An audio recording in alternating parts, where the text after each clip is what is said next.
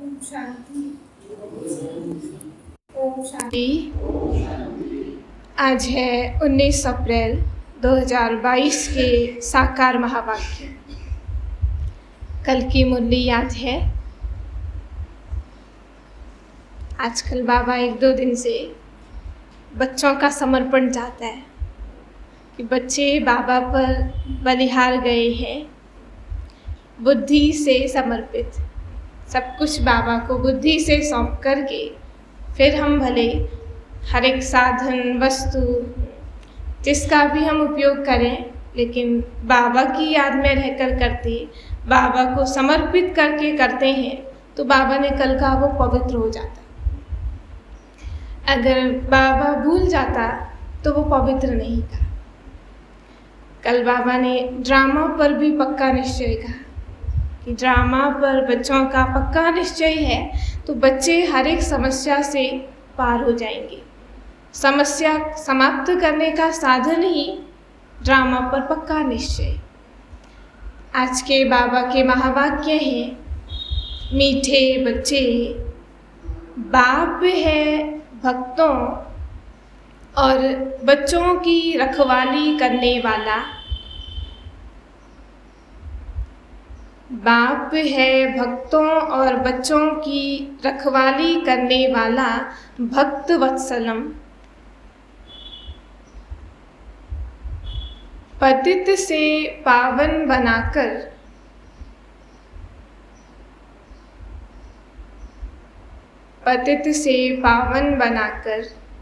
घर ले जाने की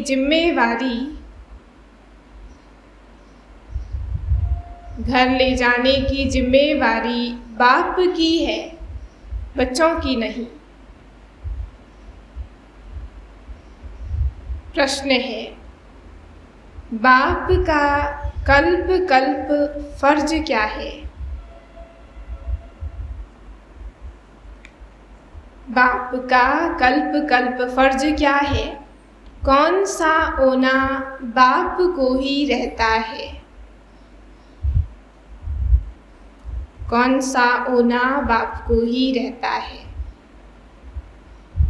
उत्तर है, बाप का फर्ज है बच्चों को राजयोग सिखलाकर पावन बनाना। बच्चों को राजयोग सिखलाकर पावन बनाना, सभी को दुख से छुड़ाना।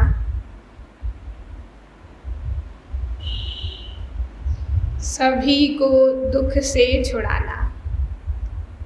बाप को ही ओना अर्थात फिक्र रहता है। बाप को ही ओना अर्थात फिक्र रहता है कि मैं जाकर अपने बच्चों को सुखी बनाऊं। मैं जाकर अपने बच्चों को सुखी बनाऊं। गीत है, मुखड़ा देख ले प्राणी जरा दर्पण में। ओम शांति। यह कौन पूछ रहा है? बाप, जिसको ऑलमाइटी अथॉरिटी कहते हैं, बाप की महिमा तो करते हैं, वह लिबरेटर गाइड भी कहते हैं। वह है सबकी सद्गति करने वाला। वह सर्व का दुख हरता सुख करता है। समझते हैं कि वह है परम धाम का रहने वाला, परंतु अज्ञान के वश कह दिया है सर्वव्यापी है। सब भगत हैं बच्चे और भगवान है बाप। यह तो जरूर सब बच्चों को समझाना चाहिए कि दुख हरता सुख करता हमारा बाप है। ये हमारा बाप भगवान कह रहे हैं तो दुख हरता सुख करता है। उनका नाम गाया जाता है भगत वत्सलम। भक्तों की पुकार सुनकर के भक्तों की सेवा पर हाजिर। भगत वत्सलम किसी मनुष्य को कह सकते हैं, बाबा को ही कहते, यह नाम कोई गुरु गोसाई को नहीं दे सकते हैं। अब बच्चे या भगत तो बहुत हैं, उन पर रहम करने वाला एक ही बाप है। सारी दुनिया को एक बाप ही आकर सुख शांति देते हैं, समझाते भी हैं। लक्ष्मी नारायण के राज्य को वैकुंठ व स्वर्ग कहा जाता है। इस समय है कलयुग, तो बाबा को कितना होना होगा। कलयुग में सभी दुखी कहा, तो बाबा को कितना फिक्र है बच्चों को सुखी बनाने का। हद के बाप को भी फुरना होता है। यह है बेहद का बाप। मालूम होना चाहिए कि सभी भक्तों का कल्याणकारी एक बाप ही है। उनको ही फुरना रहता है कि बच्चों को जाकर सुखी बनाओ। जब मनुष्यों पर आफतें आती हैं तो सभी भगवान को याद करते हैं, पुकारते हैं, हे परम पिता परमात्मा बचाओ। व्यक्ति विशेष नहीं हमें बचा सकता, उस परमात्मा को ही पुकारते कि हमें आकर बचाओ। अभी तुम बच्चों के सम्मुख बाप बैठा है। बाप कहते हैं, क्या मुझे ख्याल नहीं होगा कि अभी सब पतित हो गए हैं। मुझे भी तो ख्याल है ना, अभी सब पतित हो गए तब मैं आया हूँ। मैं जाकर सबको राजयोग सिखलाकर पावन बनाऊं। यह तो मेरा कल्प कल्प का फर्ज है। बाबा को बाबा का फर्ज बच्चे थोड़ी याद दिलाते। बाबा कहता, मुझे तो अपना फर्ज मालूम है। भल इस समय पुकारते तो सभी हैं, परंतु वह लव नहीं है। अब तुम सारे ड्रामा को समझ गए हो।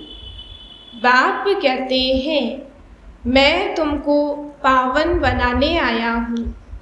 यह मेरी बात मानो तो सही ना, बाबा की बात को माने तो सही। सन्यासी भी इन विकारों को छोड़ते हैं। उन्हों का है हद का सन्यास, हमारा है बेहद का सन्यास, सारी पुरानी दुनिया का। बाप कितना अच्छी तरह समझाते हैं। प्रजापिता ब्रह्मा कुमार और कुमारियाँ प्रैक्टिकल में है ना, बोल्ड भी लगा हुआ है। कितने ढेर बच्चे हैं, सब कहते हैं मम्मा बाबा। गांधी को भी फादर ऑफ नेशन कहते हैं। वह भी भारत का फादर था। उनको सारी दुनिया का तो नहीं कहेंगे ना, एक नेशन का कहा, एक राष्ट्र का कहा, बाकी सारी दुनिया का पिता तो नहीं कहेंगे। सारी दुनिया का पिता तो एक ही है। वह बाप कहते हैं, काम महाशत्रु है, तुम इन पर जीत पहनो। इनमें कोई सुख नहीं है। पवित्र देवी देवताओं के आगे जाकर सिर झुकाते हैं, समझते कुछ भी नहीं। बाप सिर्फ कहते हैं, बच्चे यह अंतिम जन्म पवित्र बनो तो 21 जन्मों के लिए तुम्हारी काया कल्पतरु कर दूंगा। बहुत सहज है, परंतु माया ऐसी है जो हरा देती है। भल 4-6 मास पवित्र रहते हैं, फिर भी कमर टूट पड़ती है। तुम जानते हो, बाबा कल्प पूर्व के समान समझा रहे हैं। जैसे कल्प पहले समझाया, उसी रीति आज भी समझाते। कौरव पांडव भाई भाई दिखाते हैं, दूसरे गांव व देश के नहीं हैं। पतित पावन बाप अविनाशी खंड भारत में ही आते हैं। यह बर्थ प्लेस है। शिव जयंती भी मनाते हैं। निराकार शिव परमात्मा जन्म लेते, नाम शिव है, शरीर तो नहीं है। और सबके ब्रह्मा विष्णु शंकर के भी चित्र हैं। ऊंचे ते ऊंचा एक भगवान है, वह इनमें प्रवेश करते। परंतु आया कैसे, कब आया, किसको भी यह मालूम नहीं। शिव जयंती मना रहे हैं, भगवान भी आता कहते, लेकिन कैसे आता, किसी अन्य तन में आता है, कब आता है, किसको भी मालूम नहीं। भारत में ही शिव जयंती मनाते हैं, मंदिर भी सबसे बड़ा यहाँ ही है, इसमें भी लिंग रख दिया है। समझाना चाहिए शिव जरूर आते हैं, शरीर बिगड़ तो कुछ होना ही नहीं है। सुख दुख आत्मा शरीर के साथ ही भोगती है, बिना शरीर के चलते ना सुख की भोगना ना दुख की भोगना। आत्मा अलग हो जाती है तो कुछ भी कर नहीं सकती। शिव बाबा ने भी कुछ किया होगा, बिगर शरीर तो वो भी कुछ नहीं करेगा। वह पतित पावन है, परंतु कैसे आकर सबको पावन बनाते हैं यह कोई जानते नहीं। अब बाबा साधारण तन में प्रवेश कर पाठ बजाते हैं, गाते भी हैं, ब्रह्मा द्वारा स्थापना। तो पतित दुनिया में ब्रह्मा कहाँ से आया? परमात्मा स्वयं कहते हैं, मेरा शरीर तो है नहीं, मैं इनमें प्रवेश किया हूँ, मेरा नाम शिव है। तुम आकर मेरे बने हो, तभी तुम्हारा नाम भी बदला है। सन्यासियों के पास जाकर सन्यास करते हैं तो उनके भी नाम बदली होते हैं। अब बाप सम्मुख आया है, ईश्वर जिसको आधा कल्प तुमने याद किया, फिर चलते चलते तुम उनको भी भूल जाते हो। सन्यासी तो सुख को मानते नहीं, वह सुख को काग विष्ठा के समान समझते हैं, सुख को नहीं मानते, केवल भगवान को याद कर रहे हैं। कहते ब्रह्म में तत्व को किस लिए, ताकि उसमें समा जाए, लीन हो जाए, बाकी सुख को तो मानते नहीं। स्वर्ग का नाम तो वाला है, कोई मरता है तो भी कहते हैं स्वर्ग गया। नई दुनिया को सुख धाम, पुरानी दुनिया को दुख धाम कहा जाता है। बाप इतना समझाते हैं तो क्यों नहीं उनकी मत पर पूर्ण रूप से चलना चाहिए। बाबा आया है सबको मुक्ति, जीवन मुक्ति देने। बाबा का पाठ है बच्चों को वर्षा देना। निराकार रचयिता बाप से वर्षा कैसे मिलता है यह भी तुम जानते हो। बाबा कहता मेरा तो पाठ है मुक्ति जीवन मुक्ति देने का, लेकिन कैसे मुक्ति जीवन मुक्ति हमें प्राप्त होगी वो भी बाबा ने समझानी दे दी। तो बाप का तो पाठ है बच्चों को वर्षा देना, बाकी रचयिता बाप से वर्षा कैसे मिलता यह भी तुम जानते हो। मेरा परिचय तुमको कहाँ से मिला? भगवानुवाच, क्या मैं कृष्ण हूँ? मैं ब्रह्मा हूँ? नहीं, मैं तो सभी आत्माओं का निराकार बाप हूँ। ना मैं ब्रह्मा ना मैं कृष्ण, सब आत्माओं का पिता, निराकार पिता। और कोई नहीं कह सकता, ऐसे कोई कह सकता कि मैं सब आत्माओं का निराकार पिता हूँ। भल अपने को शिवो अहम कहते हैं, परंतु यह नहीं कह सकते कि मैं सभी आत्माओं का बाप हूँ। मैं शिवो अहम हूँ कहेंगे, लेकिन सारे संसार की सब आत्माओं का पिता ये नहीं कह सकते। वह अपने को गुरु कहलाते हैं। वहाँ बाप तो मिला नहीं, टीचर मिला नहीं, फट से गुरु मिल गया। ना बाप की बात ना टीचर की, फट से गुरु मिल गया। यहाँ कायदे का ज्ञान है, बाप टीचर फिर गुरु। यहाँ तुम्हारा बाप टीचर गुरु मैं एक ही हूँ। वंडर खाना चाहिए सारी पतित दुनिया को कैसे पावन बनाते होंगे। बाबा इतनी बड़ी दुनिया को कैसे पावन बनाते होंगे। 21 जन्म का वर्षा देने वाले बाप की मत पर कदम कदम चलो। माया दुस्तर है, बाबा बाबा कहते हैं, पढ़ते भी हैं, फिर भी अहो मायावश बाप को फारकती दे देते। इसलिए कहते हैं खबरदार रहना।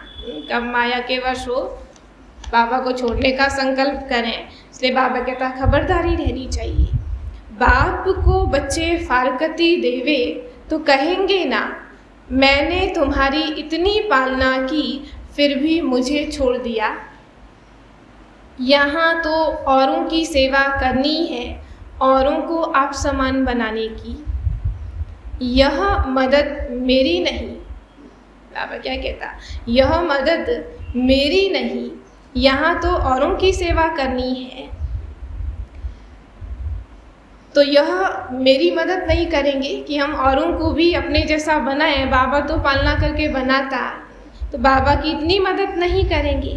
फारकती दे नाम बदनाम कर देते हैं। कितना मुश्किल होती है। अबलाओं पर बहुत अत्याचार होते हैं, ज्ञान यज्ञ में विघ्न पड़ते हैं, माया कितने तूफान लाती है। भक्ति मार्ग में यह नहीं होता। भक्ति में तो ऐसी बात ही नहीं कि हम जैसा हम कर रहे हैं हमारी रीति कोई और भी करे या वो भी ऐसी भगवान को याद करे। बाबा कहते वहाँ तो ऐसी बात ही नहीं। बाप कहते हैं सयाने बच्चे तुम मेरी मत पर चलो।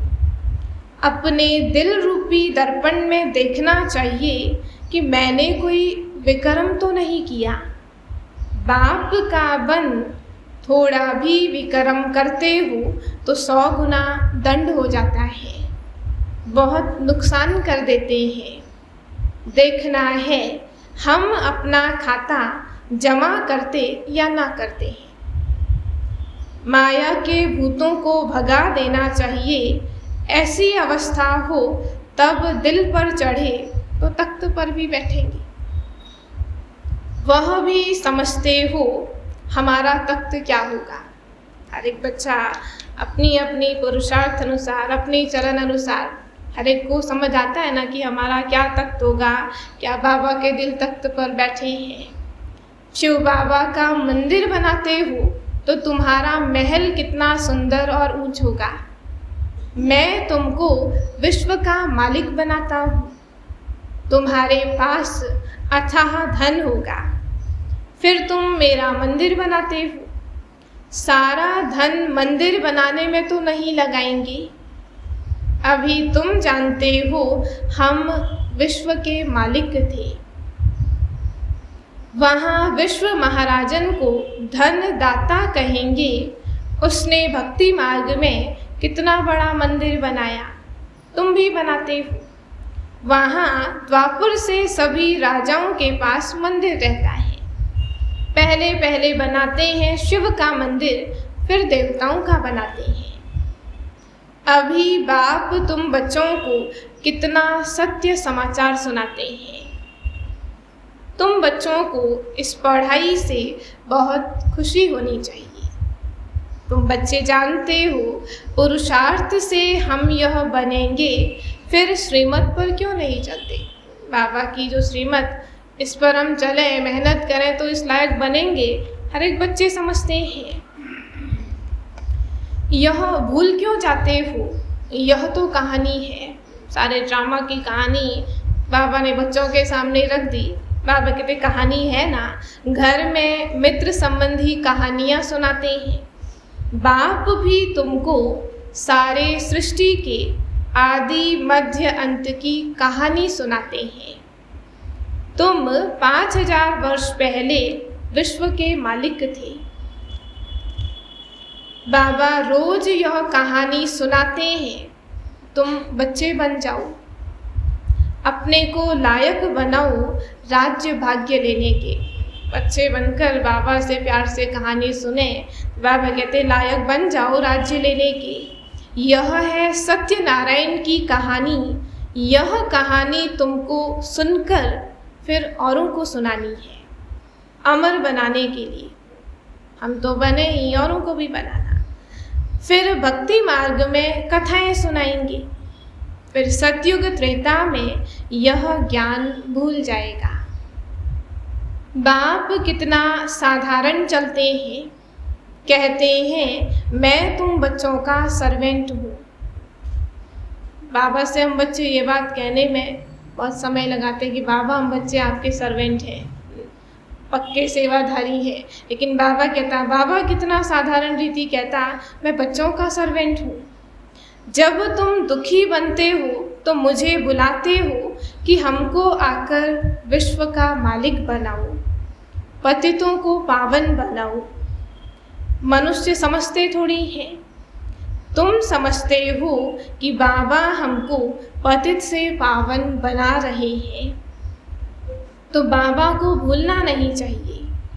तुम्हें ऊंच सर्विस करनी है, बाप को याद करना है और घर चलना है। जो हमको पावन बनाने आया उसी को भूल जाएं। बाबा कहता है ऐसा तो नहीं, ऊंची सेवा करनी, बाबा को याद करना है और घर चलना है। अच्छा, मीठे मीठे सिकी लधे बच्चों प्रति माता पिता बाप दादा का याद प्यार और गुड मॉर्निंग। रूहानी बाप की रूहानी बच्चों को नमस्ते। हम रूहानी बच्चों की रूहानी बाप दादा को नमस्ते नमस्ते नमस्ते। धारणा के लिए मुख्य सार, पहला पॉइंट है, रोज अपने दिल रूपी दर्पण में देखना है।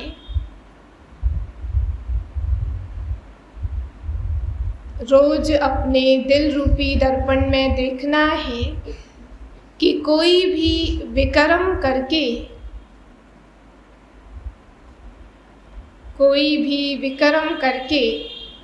अपना व दूसरों का नुकसान तो नहीं करते हैं। कोई भी विकर्म करके अपना व दूसरों का नुकसान तो नहीं करते हैं। सयाना बन बाप की मत पर चलना है। सयाना बन बाप की मत पर चलना है। भूतों को भगा देना है। भूतों को भगा देना है। दूसरा पॉइंट है, बाप जो सत्य समाचार व कहानी सुनाते हैं, बाप जो सत्य समाचार व कहानी सुनाते हैं, वह सुनकर औरों को भी सुनानी है। वह सुनकर औरों को भी सुनानी है। आज का वरदान है, हर समय अपने दिल में